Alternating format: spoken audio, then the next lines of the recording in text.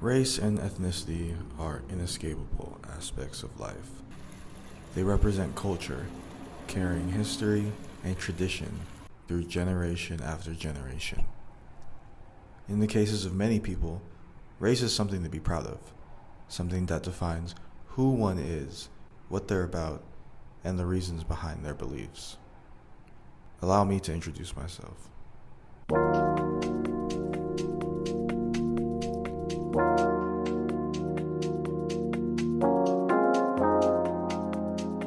My name is Larz Broussard, and I'm a mixed black individual. Coming from a Filipino mother and a black father, I have lived the mixed race experience and have tried to understand its details, perceptions, and representations. Growing up, it seemed like my dual ethnicities were all people cared about. My background was always the question of conversation, and even certain stereotypes appeared more prominent with carrying two cultures.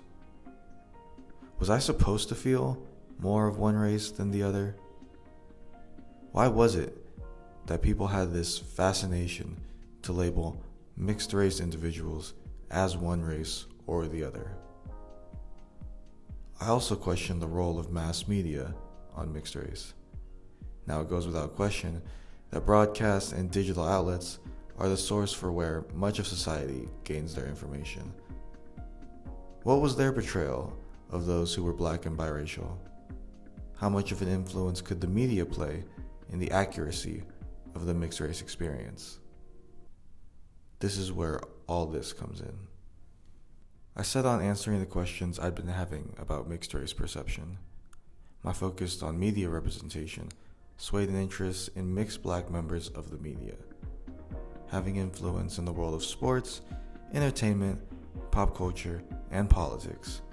These figures could affect the understanding of mixed black people within the American public eye. I also knew that other black and biracial individuals had the potential to feel the same way I did, so I set out to find them too. This is my journey into understanding, accepting, and fully embracing my biracial heritage. This is a tale of two cultures. First, to discuss mixed blackness and the role media plays, we have to first take a step back and understand the black roots of American history. Africans were brought to America as slaves under complete control of the whites. Black women often served as sexual objects, being brutally raped and impregnated by their masters. The result was a half-white, half-black child, or a mulatto, that was born into a culture where one of their ethnicities oppressed the other. Now fast forward to the 20th century and Jim Crow era, where the one-drop rule was established. This was a societal rule where if a person had at least one black ancestor, they were considered fully black and to be treated as such. For mulattoes, this meant that their white side was completely ignored and were categorized under the same scrutiny as fully black people. Media representation during this time saw black Americans endure even more racial discrimination than what they were already receiving in the street. Minstrel shows depicted black people as unintellectual, with exaggerated physical features done to both degrade black individuals and further enforce the white-dominated society.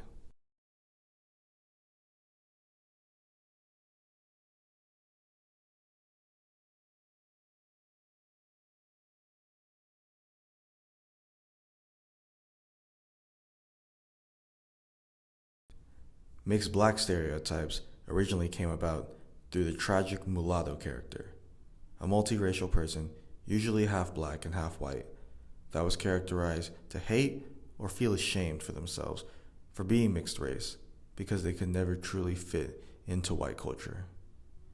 These precedents set the foundation for modern media portrayal amongst the black and mixed black communities and the problems they continue to face, such as media stereotyping and colorism in media. How do you think media influences the way people see mixed race individuals, in particular mixed black people? I would say they're not really telling an honest story of mixed race people or those mixed with black. It's just more, unfortunately, like one drop rule stuff where they take actors and whoever else is mixed with black and just kind of put them in black roles, and maybe might mention or maybe make the character kind of have mixed race something, but there's not much story around the mixed race experience, their unique kind of perspective on the world. It's either you're lumped under black or you're just not talked about at all. That's Dr. Jennifer Noble, a mixed-race clinical psychologist and parent coach for mixed-race parents and children. She shares her opinions on mixed-race media portrayal and how that can influence a person's perception of black and biracial individuals. Do I think there's more inclusivity? Yeah, I guess so. Little by little. I do think a little bit. And it's like, but you have to know to see it. And I do think it's often probably influenced by the actors themselves. For example, like Maya Rudolph, she's mixed race, and I haven't seen like every single movie she's done, but I feel like almost all of her movies where she is a main character, either they wrote it for her or she asked specifically to be presented as a mixed race character. For Bridesmaids, for example, you're seeing her and you might not think about anything until you see at the wedding party her dad is speaking and her dad is black and then her mom is white. So you don't get much story about it and you don't get much of her experience. But as a viewer, if you're paying attention, you'd be like, oh, was that her dad? Oh, okay. Is she mixed? Okay. Like you have to just do that work yourself. So I think Zendaya did that in, what's the show about her drug addiction? Oh, shoot. Euphoria? Yeah, Euphoria. That was a representation where her mother was black, her father was white in the film. And again, it's not a big part of the story, but when you see home life, you're seeing it. And if nothing else, as an audience member, you have to just be like, oh, and then do whatever you want with the rest of it. In a 2013 study conducted at Harvard, researchers found that the treatment of mixed black individuals, particularly half black and half white, has been societally governed under the rule of the hypodescent, where people associate the individual based upon the lower status parent group. And because the U.S. has had a historical foundation of white dominance, this has carried into the 21st century, despite racial progression. Within the 21st century, mass media has seen its biggest advances in its history. Hollywood has multiple platforms to showcase mixed-race experiences.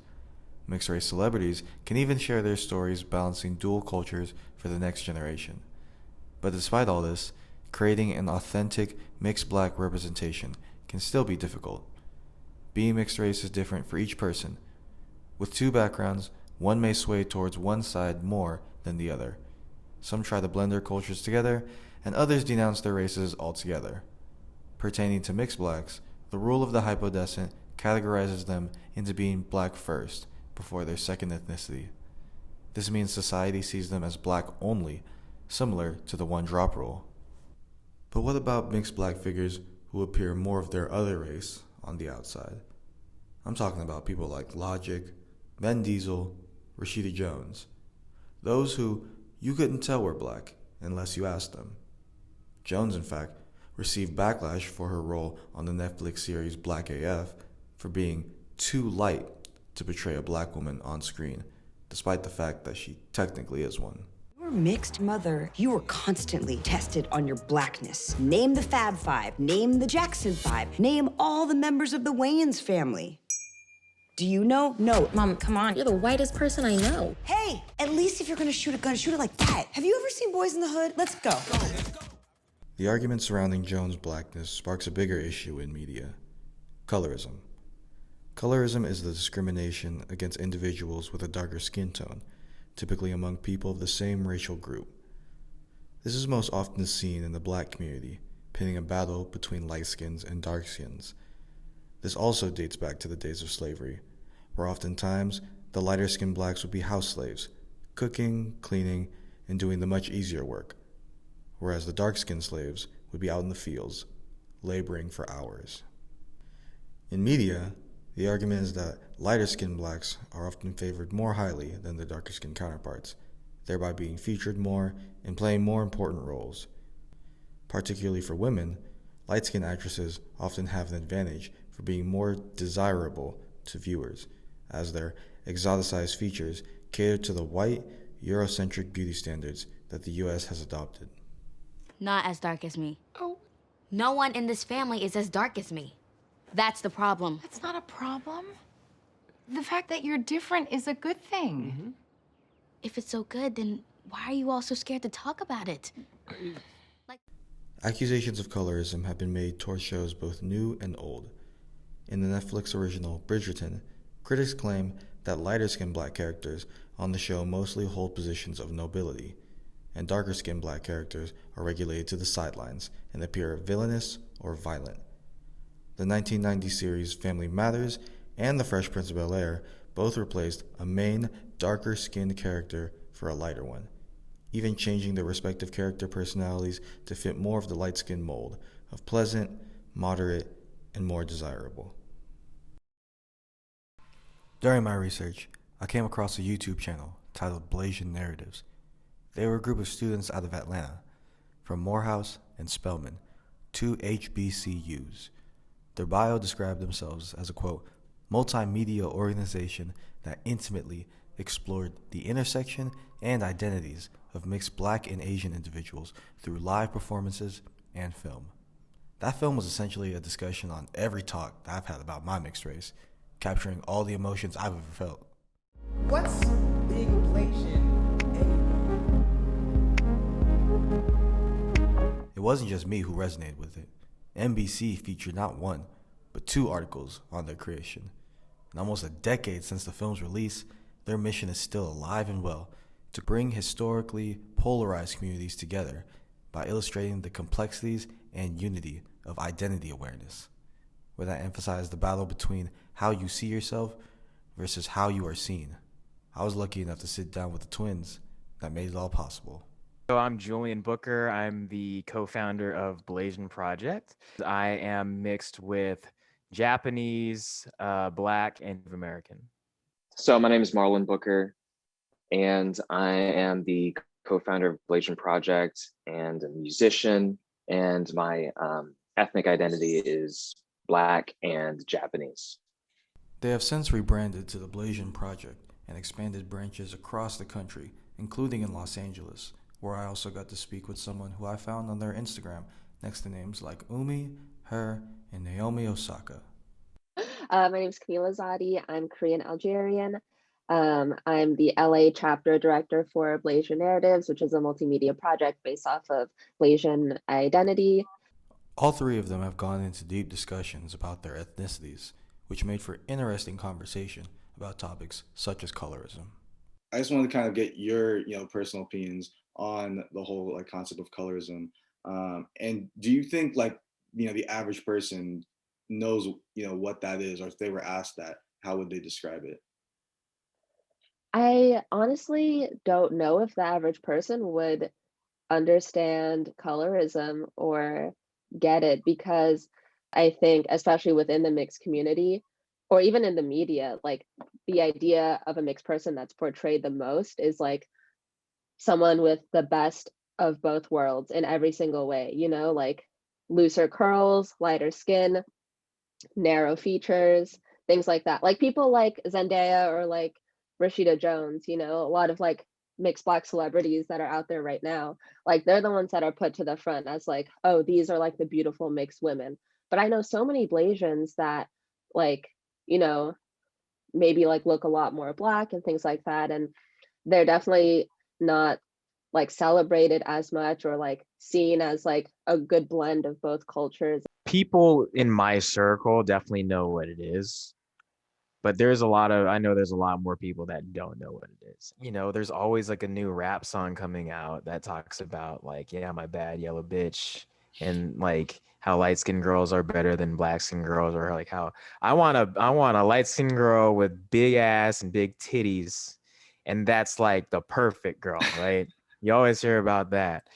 I like my bitches red bone, ass fat, jello, light skin, yellow, iced out, hello. Light skin shit, she fuck with me, she turned into a light skin bitch. Ooh, ooh, ayy, I got two hoes like skinny chocolate. Fake tits, fake hair, but her ass real. Brown skin like Anvil. Stick out her tongue where she tryna put me in. Mixed light skin, says she black and Korean. Baby, hello, make it wiggle like jello. I like them yellow, thick, black, and ghetto. There are definitely some internalized things that a lot of folks are working through regarding their unconscious bias towards Black or darker skinned people. Certainly still prevalent to a degree, you know, whether or not you know it, you're always going to notice patterns of preference for lighter skinned people. Like if we're just talking about people in general, I'm sure the average person doesn't really have a strong handle on the concept of colorism, probably because the majority of folks don't have to deal with colorism, even if they benefit from it, right? It's kind of hard to tell people that they have privilege because of colorism when they can't compartmentalize their experiences with it. You know, even if you look at like Mexico or Brazil and the way that darker skinned people aren't portrayed that much in media, like we see the same kinds of representations here in the United States. And I think there are certain ways that media decide, like intentionally represents darker skinned people and lighter skinned people. And it's an interesting dynamic. And especially within the Black community.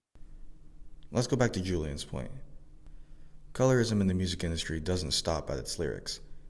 It's not a surprise that many of the top female music artists are women like Beyonce, Mariah Carey, Rihanna, Nicki Minaj, Cardi B. Even Megan Thee Stallion can pass for being lighter skinned. Now, of course, it's not a fault of the artists themselves, and this shouldn't take away from their talents or accomplishments at all. But the light-skinned privilege that exists in media creates the belief that lighter-skinned individuals are better than their darker-skinned counterparts due to their closer proximity to whiteness. For mixed Blacks, not understanding this privilege can lead to rejection from their Black brothers and sisters, racial invalidation, and other mental and psychological problems. Let's talk about some ways a mixed race identity can harm mental health. Number one, being told you don't belong. Mixed race people are told in so many different ways they're not enough, they don't belong, they can't be in this group. Number two, bullying. Mixed race people endure a lot of bullying, whether it's the worst case like being beat up every single day after school, having your hair cut, having your face slashed, or being excluded, made fun of, you name it. Number three, an unaccepting family. This could be parents, it could be extended family members, but a mixed race person having to deal with family that doesn't accept them and their mixed race identity is a big, big burden on mental health. Number four, being asked to prove oneself. There are mixed race people out there that keep photos of their family in their phone to show people when someone's like, no, you're not this, you're not that. They don't have to, but they pull out photos to prove, quote unquote, what their background is and why they look like the way they do. And basically they're proving their existence in the world. This takes a big toll. It can cause a lot of insecurity, lead to a lot of anxiety. Number five, having cultural connections withheld. When a mixed race person cannot connect to the cultures and the races in their background, this can lead to some self-hatred, some lack of understanding of who they are, and it can result in internalized depression that makes them hate the side or the sides of their identity that usually carry the most stigma. I asked Dr. Noble a question about one of my own personal experiences, a time back in middle school where I wanted to braid my hair and buy an Allen Iverson jersey. My parents didn't let me do either, saying it would make me look too thuggish. Perhaps this was because I was living in a predominantly white neighborhood at the time, and my parents were simply looking out for my safest interests. But I wanted to ask her that if a parent of a mixed-race child, or the child of the mixed-race parent, came to her with that story, what would she say? if thuggishness is included in that fear of theirs, where they're like, I don't want my kid to, fit this stereotype or be perceived in this stereotypical way, then they're going to try to avoid that. And I think what's also has to be included in there is just anti-Blackness in general. And I think it doesn't matter, even if you have one parent who is Black, there can still be this belief of like, okay, we are Black, but you're not gonna be Black like that. Like, you can't be too Black or something like that. So whatever they feel is deemed too Black or negatively Black, then they're gonna try to push their kid away from that. Especially if we're speaking specifically about a mixed race person with Black parentage. I think it's really common that the fear is trying to avoid negative stereotypes about Black people. And if that is... Stereotypes are overgeneralizations about a certain group of people. For Black Americans, the media has proven to represent them more often in a negative light. This dates back to minstrel shows portraying Blacks as inferior, to current roles as gangsters, drug dealers, and other antagonistic labels to negatively influence society. For mixed Black individuals struggling with their racial identity, these stereotypes can serve as potential influences to who they should be or how they should act, rather than discover who they are in actuality. How much of a factor do you think that media stereotyping plays in how, a mixed Black person just feels about themselves? Hmm. I think because, like what you were describing is essentially like the one drop rule. It's like, oh, you're half Black. Like, no, you're just fully Black. Like, if that's how the world sees you, then that's what you are. And I think that plays a lot into, invalidating people's experiences, especially when you're like a double minority mix. It's like you can feel like more disconnected to one part of your culture if all people see and all other people validate is one part of your culture. It can, and it also limits like the definition of like what someone can be. Like if a mixed Black and Asian person that looks more Black like is only seen as Black, then maybe they'll feel a little bit insecure like portraying themselves or like participating in like their Asian heritage and culture. I'd say like, from like the Black male perspective, it's probably much easier to cope with. But whenever I think of like, colorism and media portrayal, I think it always affects dark-skinned Black women the most. And they're always the ones that brunt the worst of all of that. Obviously, Meg Thee Stallion and Cardi B, Saweetie, you got Doja Cat, all these other women who are blowing up in the rap game, but they're like light-skinned as fuck. And a lot of them, like, like I know Sweetie's Blasian, I believe, and there are a couple other Blasian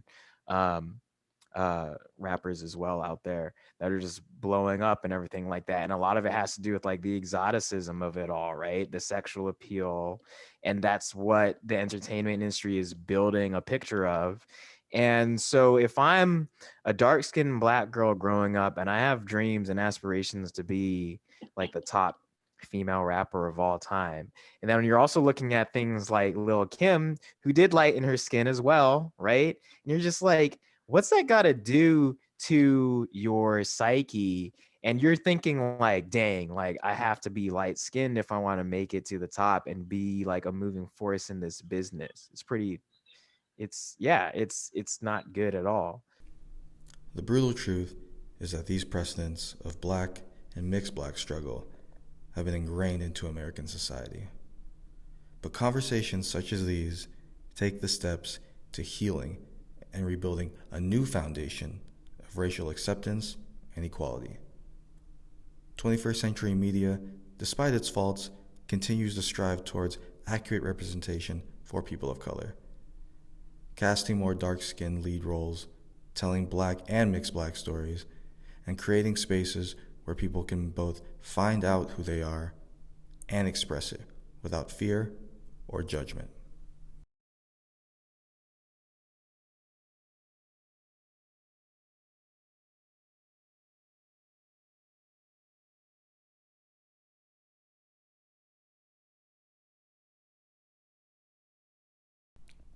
Despite the struggles that mixed blacks experience in daily life, it's a shared struggle, one that we can relate to with one another. Stories that we can express with others, have a laugh over, and realize that as a mixed race person, you're never alone. There's a lot of people when they think of the Blasian identity, one, they're thinking, oh, exotic. Two, they're thinking like, oh yeah, like hip hop and anime, that's being Blasian. And it's like, yeah, I love hip hop and I love anime. And like, don't get me wrong, I love watching like a good like what they call is like a anime music video where they like mash up like My Hero Academia and like Migos together. Like that's always lit. I'm like, there are a lot of black people who enjoy that kind of stuff. There are a lot of Asian people who enjoy that stuff too. So like, I can't even put that into a bill about like, oh, that's me being Blasian. And more so like, I've been leaning more just towards this idea of like, oh, it's just me being Julian, and I think what being Blasian more so is just, it's kind of unfortunate because it's more so just like the shared experience that we all have being mixed black and Asian of being misunderstood. And that's really what it comes down to at the end of the day. I think, being the only or being one of the few Blasians, that difference clearly stuck out a lot, especially in middle school. People would just always ask me what I was, or they would just assume and it would come out later. Like I remember one time I said something about being Korean and Algerian, and this guy was just like, wait, I thought you were just white. And I was like, that is literally the craziest thing I've ever heard. Like I've been called everything from like Hawaiian to like Venezuelan, but I've never ever been called just white. And so it just like people would just project all sorts of, ideas about race onto me and stuff. And that definitely made me just constantly question and contemplate my racial identity a lot. I did have some struggles about, exotification is one thing where you don't really know like people's intentions or perceptions of you and how they want to interact with you based on that. But I did have a friend who like invited me to spend Thanksgiving with their family one time when I was a freshman. And I asked her, I was like, yo, like, so do you perceive me as black? And he's like, honestly, I wouldn't have thought you were black if you didn't tell me. I was like, oh, word. And it's like, so like, if I was, with my group of friends and I said, nigga, would you check me? And she was like, yeah, I'd be asking them why they weren't punching me in the face. And I was like, damn. I was like, that's. As for myself, I've found that discussing and researching the perceptions and representations of my own mixed race were actually the first steps to acceptance and embracement. The limits on who a person can be based on solely their races, the stereotypes, or the labels that come with it are fading more and more each day. And so the best thing to do is just explore your cultures. Find out who you are. And quite honestly, just be you.